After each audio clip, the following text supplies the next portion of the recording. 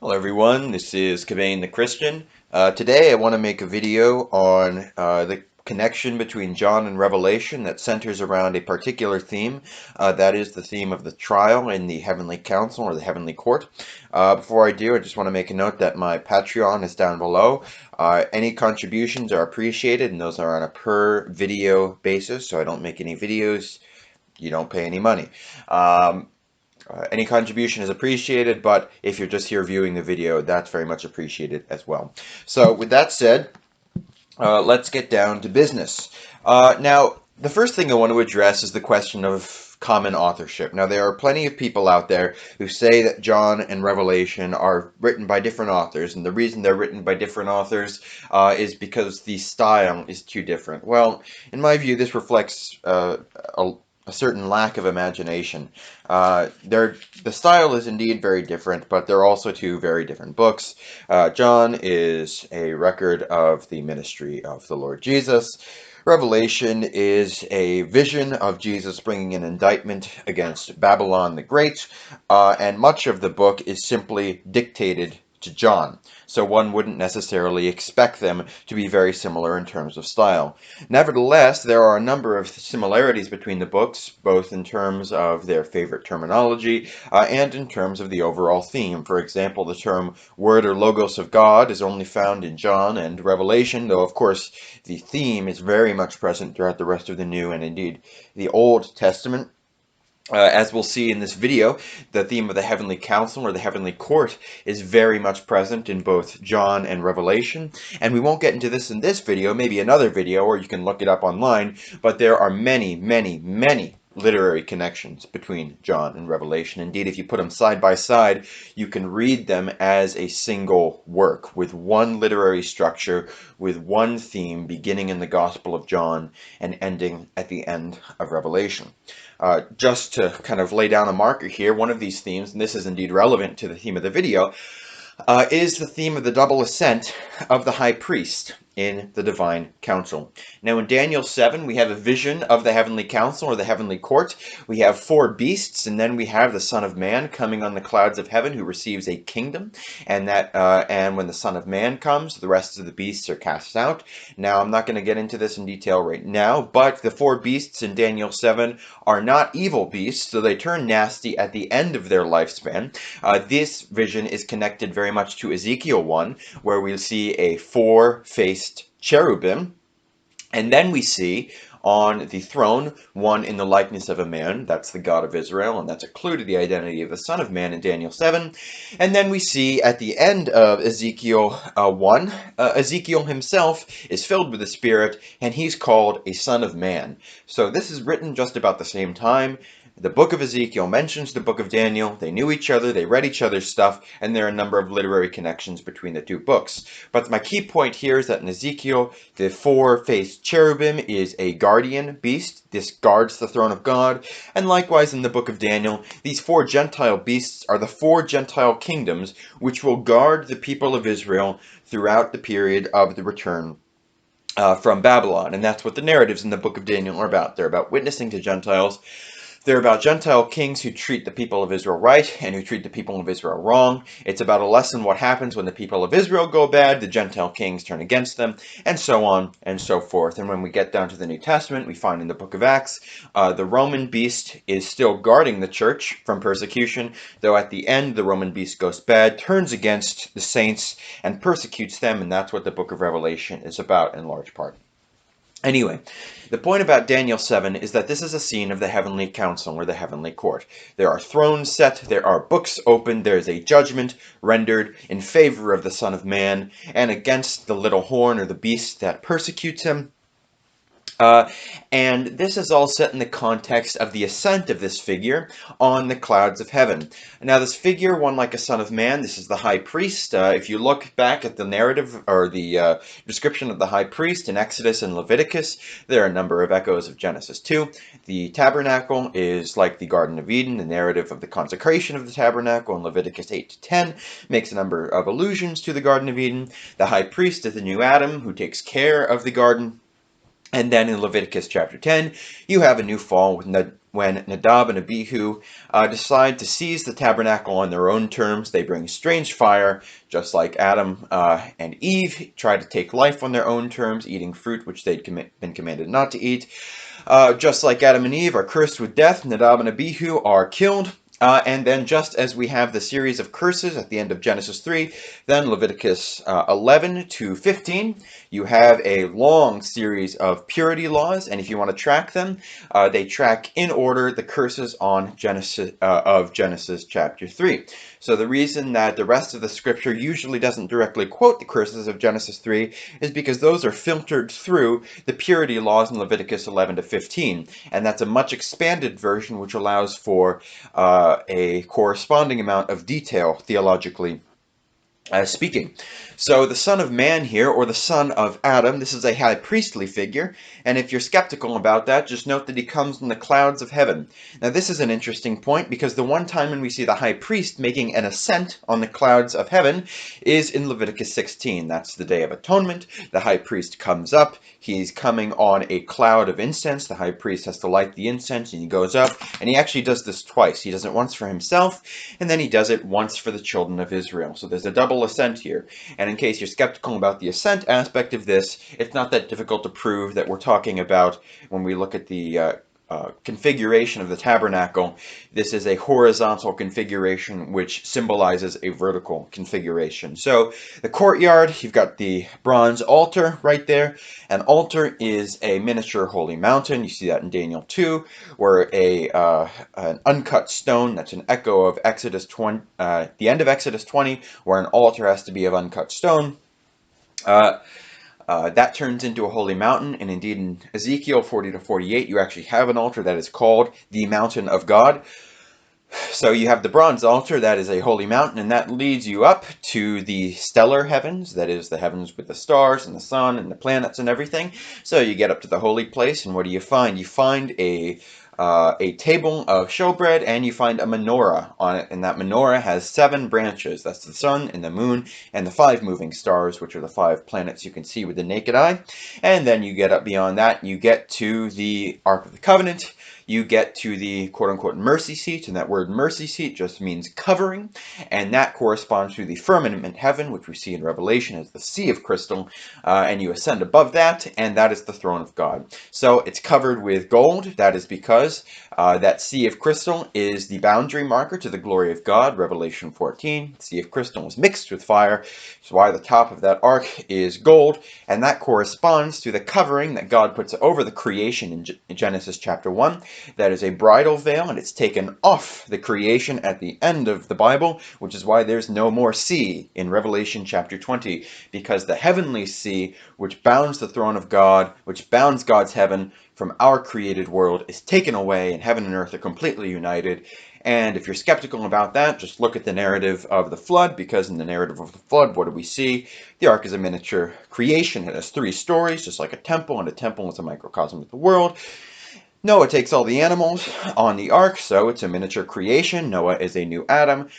That ark finally lands on a mountain, and what happens? Noah takes the covering off the ark, because guess what? This is a miniature history of the world. That is an eschatological scene. Noah takes the covering off the ark. Heaven and earth are fully united. They live happily ever after, or not. But that's my point here. That this is a vertical configuration. And guess what? I know I'm giving you a lot of bonus information, but I hope you can get something out of that in its own right, even if it's not directly related to the content of this video. If you have any complaints about that, just leave it in the comments section. Okie doke. So that's what's going on in Leviticus 16. The high priest is ascending up to the throne of God, and what's he doing? He's sprinkling it with blood, 7-fold sprinkling, because he's purifying the entire world.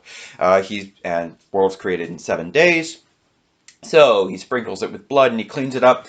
What do you see in Revelation? Revelation is a Day of Atonement scene. You got the 7 angels with the 7 bowls, and those 7 bowls are filled with the blood of the saints, which are poured back on Babylon, which, as we'll see another time, is Jerusalem. Then Jerusalem is destroyed. That purifies the world. The saints can go out and they conquer the world, and Matthew 28 is going to be fulfilled, which is all nations are baptized and converted and discipled into the kingdom of Christ. So that's what's going on there. And I say that because this is all about Daniel 7. Daniel 7, Son of Man ascends as the heavenly high priest. He ascends on the clouds of heaven. Guess what? It's the Day of Atonement, and he receives the kingdom. Just at the end of Revelation, we see the kingdom come, and the white horse goes out, and he conquers the world for the kingdom of Christ. So, what did that have to do with John and Revelation? Well, it's all about the double ascent.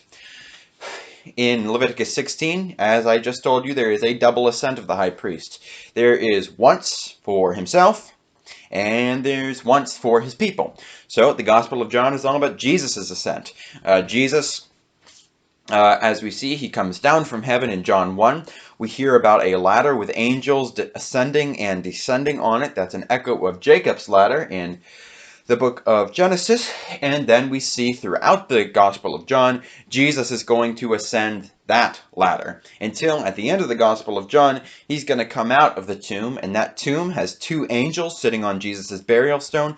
That matches the 2 cherubim which overlook the throne of God. So Jesus is at the Holy of Holies. He's ascended through suffering up to the throne of God as the heavenly high priest, or the son of Adam. And if you look at the uses of the phrase son of Adam in the Gospel of John, they are all about that ascent to the heavens. So that's what's going on in John. Jesus ascends up to the throne of God, and thus we see Revelation simply opens that up and completes it. Revelation 4-5, we see the ascent of Jesus to the heavenly throne of God. Gospel of John ends, Jesus says, I have not yet ascended to my Father, but we're not actually told about the ascent of Jesus in the Gospel of John. You have to go to the book of Revelation. You see the Lamb in Revelation 4-5 ascend to the throne of God. If you're wondering what that has to do with the high priest, just note that that lamb has 7 eyes, and the 7 eyes is a reference to Zechariah 3, which is talking about the high priest and the crown he has on his head, which has 7 eyes because there's 7 Hebrew letters which spell out Holy to the Lord. Then throughout the book of Revelation, you've got the 144,000, which symbolizes the saints of the first fruits church. They are harvested. They go through the fire of suffering just like Jesus does in the Gospel of John. And at the end of the book, they come out and thrones are set in Revelation 20, and the 144,000 sit on those thrones, which were before occupied by the angels in Revelation 4-5. The angels, you can count them up, there are 24 of them, not including the figure called another angel, who is Jesus as the angel of the Lord. 24 of those angels, they cast their crowns before the throne of God, they walk off stage, and then they are replaced by the saints in Revelation chapter 20. So when you look at that, there are 2 ascents of the high priest. There's the ascent of the high priest for himself, that's Jesus. He ascends to the throne of God, and then he is the judge. He brings the judgments. He exalts the saints, and then there's the ascent of the high priest for his people. And those are the saints as the people of God ascending to the throne of God. That's a pattern throughout the Bible. You go to Leviticus 1, which is the ascension offering. That's the meaning of the word olah. It's not whole burnt offering. It is the ascension offering, as Gordon Wenham proves in his commentary on Leviticus.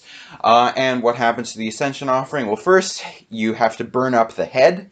That fire is fire which comes from the throne of God. It's God's glory. That smoke ascends to the throne of God. So you are ascending to the throne through the Spirit, symbolized by the smoke. The head goes first, and then the body goes. The whole Christ, head and body. First Jesus personally, and then the saints. As the Gospel of John says, or Jesus says in the Gospel of John, I go to prepare a place for you. And that narrative is fulfilled in the book of Revelation. So that's just great. So what does this have to do with the notion of the trial or the court? Well, we see in the Gospel of John that this is a major theme. Now, if you know the Gospel of John well, I want you to think about it. If you don't know it well, you can just Google it on Blue Letter Bible or something. And if you want to think about the word witness. The Gospel of John is full of talk about witnesses. Jesus attests to his own status as God's Messiah, and the Father also attests to it. Jesus has 2 witnesses. What is the gospel all about? It's about the beloved disciple who witnesses to the messianic identity of Jesus. Jesus is on trial throughout the whole book.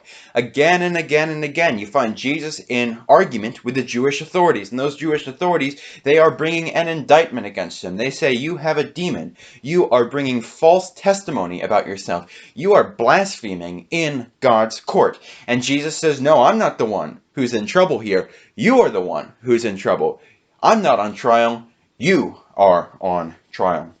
And then we also see that Jesus is bringing an indictment not just against the Jewish authorities, but against Satan himself. He says, now is the ruler of this world cast out.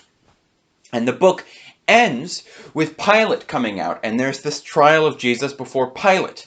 And in John chapter 19, I believe, there is a judgment seat which is brought out. Pilate brings out the judgment seat, and the gospel uses a pronoun here. It says, and he sat on it. Now, while obviously this is about Pilate himself, there's a double meaning going on here, because the nearest personal referent for the pronoun is Jesus himself. And the double meaning is that while it looks like Pilate is the one who's sitting in judgment on Jesus, it is actually Jesus who's sitting in judgment on the world. And at the end of the book, Jesus is brought out of the tomb. He is vindicated. He is justified, so to speak. He is declared innocent, declared righteous by his resurrection from the dead. And that's the trial which happens in the Gospel of John. I want to point you to a little bonus tidbit here, because this is really fun, because a lot of people think the pericope adulterae is not authentic. That's the story of the woman caught in adultery. I'm not going to talk about the textual evidence right now, but there's a lot that could be said on that. What I want to talk about I want to talk about it from a literary and a theological point of view. Now, I want you to think about this in terms of the whole narrative of John and Revelation. What happens at the end of Revelation? Well, there is a harlot, and judgment is brought against the harlot. In John 4, we saw a woman who had 6 husbands, and the woman she was living with was not her husband. So we have a woman who's at least of some questionable status in that respect, but Jesus pardons her. And here in John 8, we have a woman caught in adultery. This is actually a harlot. It is a prostitute. Is it a prostitute? I think it's a prostitute. Anyway, it's a woman caught in adultery, so there's a thematic connection there. I don't know if it's a prostitute. I think it's a prostitute. Anyway, you can tell me. Anyway, so I just want you to pay attention to the context here, because remember, think all about the trial here. Jesus is the judge. Jesus is on trial, but it's really the Jewish authorities on trial. So what happens right before? We see here the Pharisees are trying to bring judgment against Jesus. There's division among the people. And the Pharisees say, have any of the authorities of the Pharisees believed in him? They want to render judgment on Jesus, and by what standard do they render judgment? This crowd does not know, but this crowd that does not know the law is accursed. Nicodemus, who had gone to him before, and who was one of them, said to them, does our law judge a man without first giving him a hearing and learning what he does? So it's all about the witness of Jesus. It's all about a trial. It's all about bringing judgment. So we begin with then John 7:53 to 8:1. And this is the story of the woman caught in adultery. So Jesus is at the Mount of Olives, and first he sits down. Okay, the position of sitting down is a position of authority. You're the magistrate, you're the judge. Remember, we already talked about in John 19 what's brought out for Pilate? A judgment seat. Now, this might not mean anything on its own, but you're going to see that there's a lot more about a trial going on right here. So, Jesus sits down. He sits down in the midst of the temple. What's the temple? It's the palace of God. This is also the law court of God, because in the Bible, there's really no distinction between the quote-unquote executive branch and the judicial branch. The king is the supreme magistrate, and the civil authorities in your local district are the judges as well. That might say something to us about the principle of judicial independence. Don't comment on that. I don't want to start an argument about that. Anyway. So Jesus sits down and teaches them. He is in a sitting position. He is enthroned. He is ready to judge. And what happens? The scribes and the Pharisees brought a woman who had been caught in adultery, and placing her in the midst, they said to him.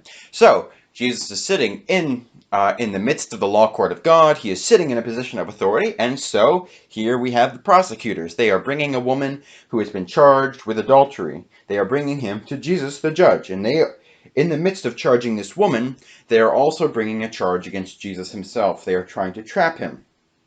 And what is the context?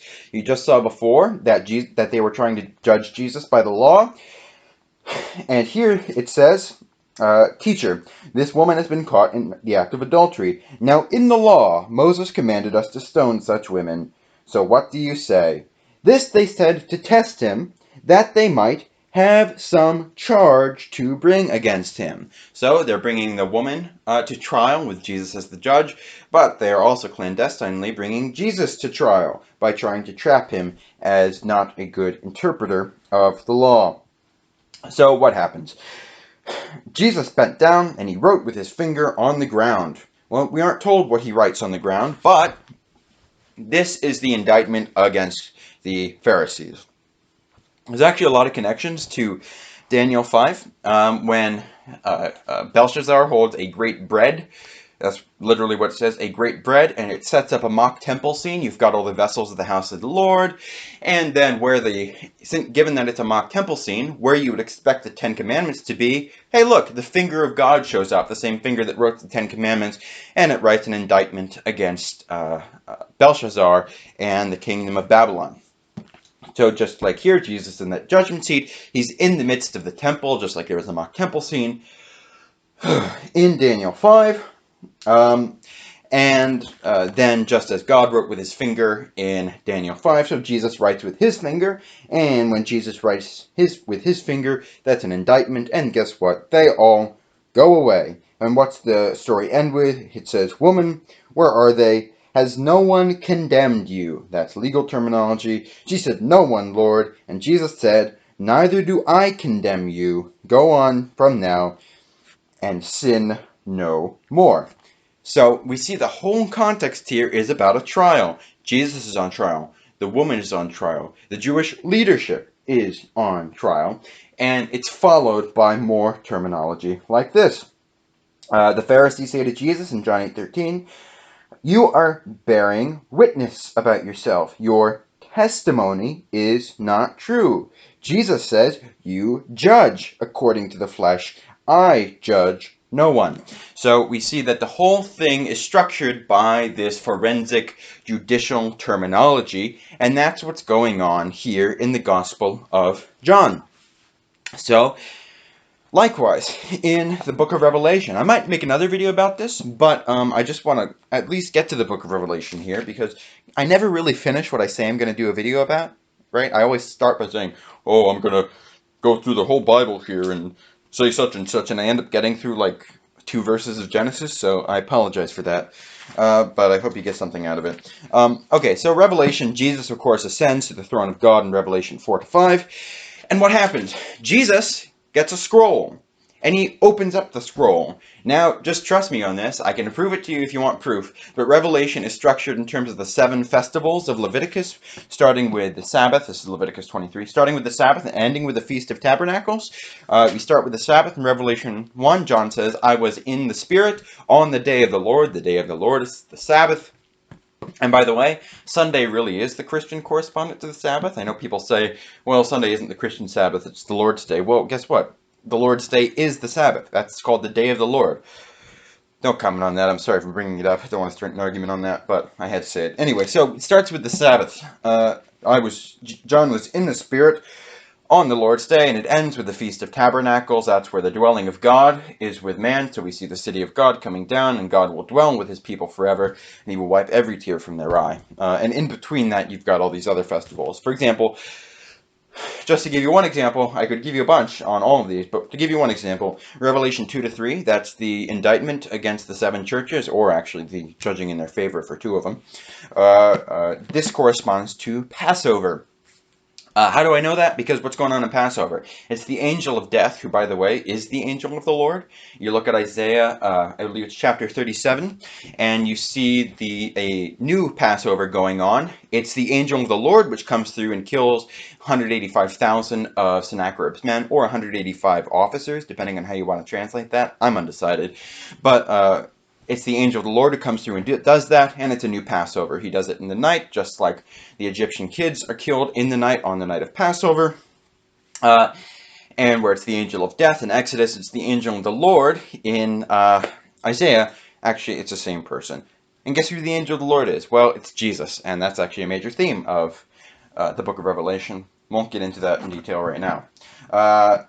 So Revelation 2 to 3, it is Jesus as the angel of the Lord who is coming from church to church. Each church is a house of God, and he comes to their door. And what does it end with? I stand at the door and knock.